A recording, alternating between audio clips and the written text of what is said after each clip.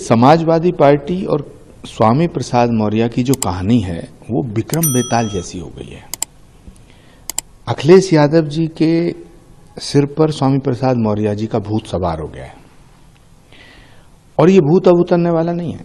चाहे डिंपल यादव जी कुछ कहो, प्रोफेसर साहब कुछ कहो, शिवपाल जी कुछ कहो, अब स्वामी प्रसाद मौर्य का भूत अखिलेश यादव जी के ऊपर चढ़ के बैठ गया है। और सच बात यह है कि अखिलेश जी स्वामी प्रसाद मौर्य से डरते हैं।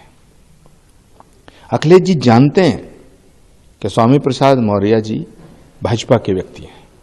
अखिलेश जी जानते हैं कि स्वामी प्रसाद मौर्य के बयानों से उनकी पार्टी का बेड़ा गर्क हो रहा है, उनकी पार्टी रोज खत्म हो रही है।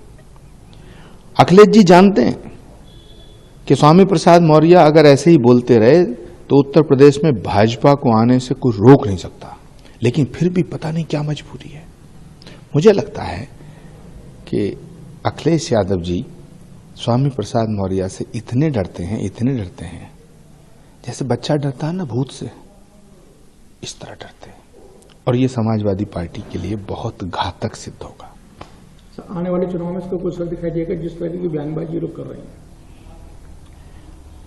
बिल्कुल। उत्तर प्रदेश में डे बाई डे बीजेपी का ग्राफ बढ़ रहा है। गठबंधन के नाम पे हम एक दूसरे को गाली दे रहे हैं, गठबंधन के नाम पे हम एक दूसरे को बर्बाद करना चाहते हैं। गठबंधन के नाम पे समाजवादी चाहती है कि कांग्रेस की आंखों में धूल झोंक दें और कहीं आम आदमी पार्टी से झगड़ा, कहीं टीएमसी से झगड़ा। तो मुझे लगता है कि गठबंधन जो हो रहा है उसके पीछे जो एक पवित्र भाव होना चाहिए उसका मुझे अभाव नजर आ रहा है। यदि भाजपा को वाकई टक्कर देनी है, यदि इस देश में 2024 का जो चुनाव हो रहा है नरेंद्र मोदी जी को वाकई में टक्कर देना चाहता है कोई, तो फिर तो राहुल गांधी के नेतृत्व में आना पड़ेगा।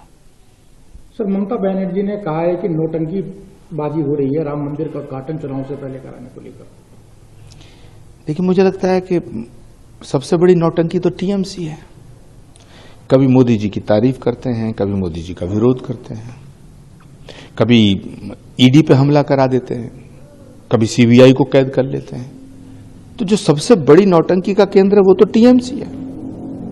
हमारे लोकसभा में नेता हैं अधीर रंजन चौधरी, वो तो कहते हैं ममता दीदी और बीजेपी मिली हुई है। तो मुझे लगता है कि सब राजनीतिक दल एक नौटंकियों का एक बहुत बड़ा थिएटर बन गया है। भारत के लोकतंत्र में सारी ये देश की जो जनता है ये बहुत दुखी है। ये समझ नहीं पा रही है कौन असली नौटंकी कर रहा है, कौन नकली नौटंकी कर रहा है। मैं कहना चाहता हूं नौटंकी भी करो तो असली तो करो। सर, अखिलेश यादव ने अपना निमंत्रण जो है वो वापस कर दिया।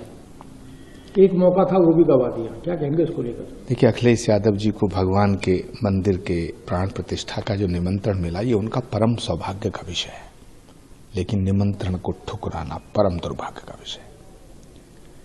कोई भी हिंदू भगवान के मंदिर के प्राण प्रतिष्ठा के समारोह के निमंत्रण को ठुकरा नहीं सकता। ये बड़ा विषय है। मैं बहुत पीड़ा में हूं, मुझे बहुत कष्ट है। मैं जानता हूं कि अखिलेश यादव जी हिंदू विरोधी नहीं है, उनका परिवार बहुत संस्कारवान है, लेकिन ये बड़ा भारी दुर्भाग्य का विषय है कि उन्होंने राम मंदिर के निमंत्रण को ठुकराया है। प्रायश्चित करने का एक मौका था, वो भी गंवा दिया। मणिपुर के मुख्यमंत्री ने कहा है कि राहुल गांधी की यात्रा को लेकर अभी सिक्योरिटी अलर्ट्स आने के बाद भी उनको यात्रा की परमिशन दी जाएगी और दूसरी तरफ पूरी तैयारियां हो चुकी हैं, क्या कहेंगे इसको? राहुल गांधी जी को इस देश में यात्रा करने के लिए किसी परमिशन की जरूरत नहीं है। राहुल गांधी शांति के ध्वजवाहक हैं। भारत जोड़ो के बाद भारत न्याय यात्रा निकालना चाहते हैं। राहुल गांधी एक महान तपस्वी हैं और तपस्वियों की यात्रा की परमिशन मणिपुर सरकार नहीं देगी। ये तो घोर अनर्थ हो जाएगा, ये तो अन्याय है, ये तो अधर्म है। हम इसके खिलाफ आवाज उठाएंगे। भाजपा के मुख्यमंत्री उसके बावजूद भी इस तरह के उन्होंने कहा security point. Bharatiya Janata party तो चाहती है राहुल गांधी कहीं न जाए। भारतीय जनता पार्टी अगर किसी एक नेता से डरती है, खौफ है, तो उसका नाम राहुल गांधी है।